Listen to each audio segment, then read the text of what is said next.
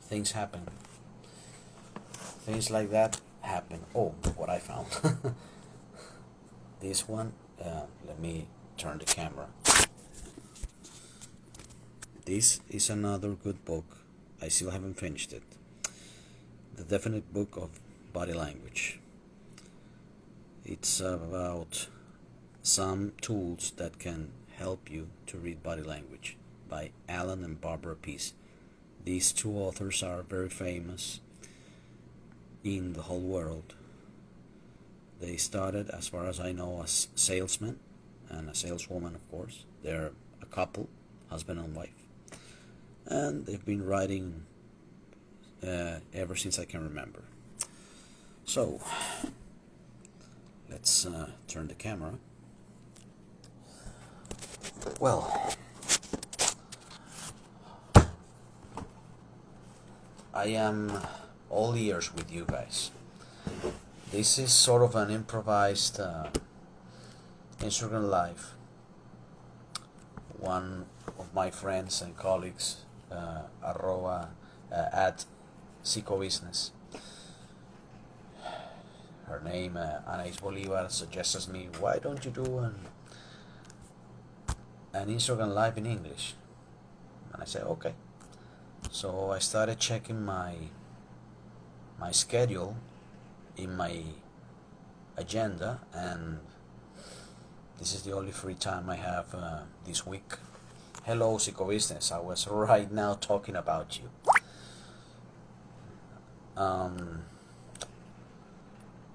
I was telling them that this was a suggestion from you to make this Instagram live in English. This is, in fact, my first Instagram live in English. Okay, you're running. Good, that's good. Fitness. You're good at running, as far as I know, and you've told me. Psychobusiness, follow that account. She has very good tips about mental health, psychotherapy, clinical psychology, and psychology of migrants. So if you ever need any documentation with emotional accompanying of your dog, your pet, she's the woman you need. Thank you for your comment. She's saying here, yes, your English is good. Thank you. Well, how about if I tell you what I've been up to lately? Well, I just recently told you about this thesis review I had from the Universidad Católica from one of my students. So after the Instagram live, I'm going to review that in detail to see, in order to read what went wrong with that thesis. Well, I've been working a lot. The people that know me from Instagram, from daily life, know that I've been working a lot. And one of the themes I'd like to talk about is daily life psychology. Well, the first time I heard that term, that concept, was from Enrique Pichon Riviere. Enrique Pichon Riviere is an Argentinian author, psychologist, that, as far as I know, was one of the first psychologists to write in Spanish about daily life psychology. And one of the things he says is that everything we live daily can be taken into analysis and can be used as a source of inspiration, motivation. Feedwear shop, hello, can be used as inspiration, motivation, and can be taken into account in order to make our personal growth better. Or it can be a good way, the daily life stuff that happens to us can be used for us to manage our emotions in a proper way. One of the things that my friend and colleague here is asking me, Anais Bolivar, psychobusiness, is recommendations for runners. Well, the first thing I recommend is to find a spot where to run. I mean, it's not the same thing to run in your block, your street, or in a park, or in the mountain. Check the surface as well. Is it muddy? Is it sandy? Is it made of concrete? You may also would like to know which one is your favorite surface to run. Have the proper shoes to run. I mean, don't you ever run with shoes like this, for example. These are working shoes, for example. These are not running shoes. Also have the proper gear, the proper clothes, light clothes. If you're running in hot temperatures like the ones we have here in Venezuela, I'm talking about 35 degrees, 36, 37 degrees, for example. I am right now here in Maracay, Estado Aragua State. I also, as a tip for runners, recommend them to do a proper warm-up, neuromuscular conditioning, a proper one that must include mobility routine. You know, your articulation, your joints must be warmed up as well before you start running. You have to dedicate, like, an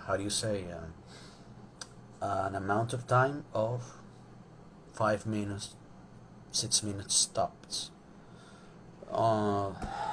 Also, I recommend to start gradually. Don't start fully.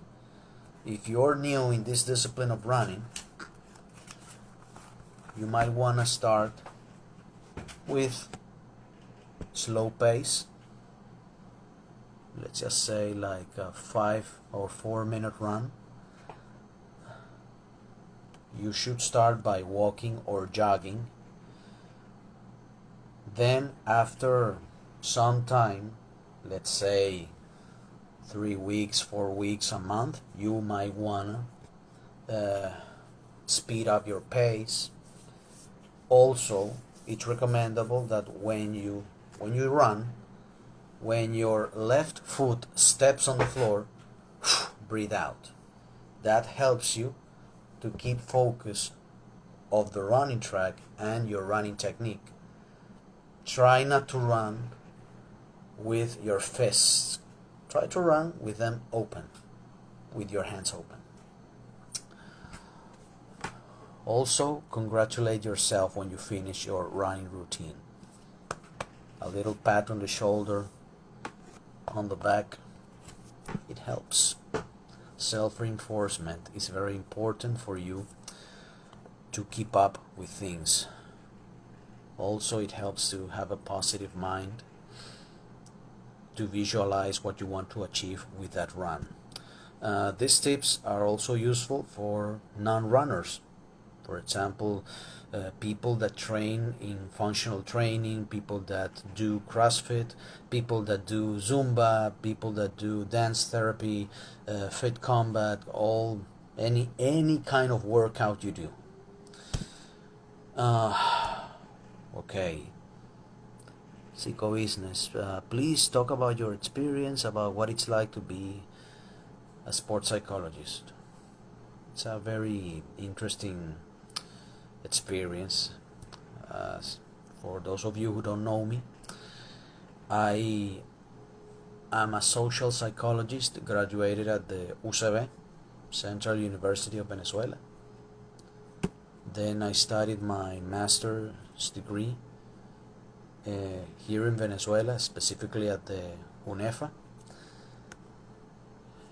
in an agreement with the Cuban university called the University of Sciences of Physical Culture, Sport and Physical Activity, Manuel Fajardo from Havana, Cuba. Hello, Aleska, Dr. Aleska. Dr. Aleska Escobar, highly recommended physician. She's a very recommended physician. So if you're ever here in Maracay, call her. when you need a physician. We work together at the same office. Well, where was I? Okay. Later on, I studied my doctoral studies at UPEL Maracay, the Pedagogical University of Venezuela. Yeah. Libertador Pedagogical University. Rafael Alberto Escobar Lara, the Maracay campus. My doctoral studies are in physical activity and sports sciences. Logically, fully focused on the sports psychology area. My beginnings were not easy because in my country, Venezuela, sports psychology is still not well seen. It is still seen as medicine for crazy people.